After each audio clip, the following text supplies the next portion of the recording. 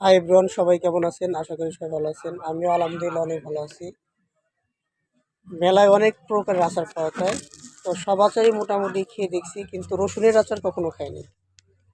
মানে রসুনের আচার তো আপনার সচরাচর সব জায়গায় পাওয়া যায় না, একমাত্র বাণিজ্য মেলায় থাকলে হয়তো রসুনের আচারটা পাওয়া যায়। তো দেখেন, আমার হাতে দেখতে পাচ্ছেন আপনারা রসুনের আচার। তো রসুনের আচার খেতে কেমন সেটা আপনাদের সাথে শেয়ার করার জন্য মূলত ভিডিওটা করলাম। তখন আমি খাবো হচ্ছে আপনার রসুনের আচার। মানে একদম ফুল একটা রসুনের কোয়া, দেখছেন?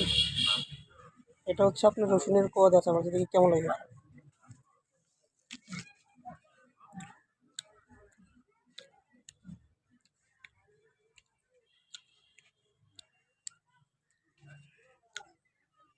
রসুনের আচারটা তেমন খেতে স্বাদ না, মানে কোনো মজাই পাচ্ছি না।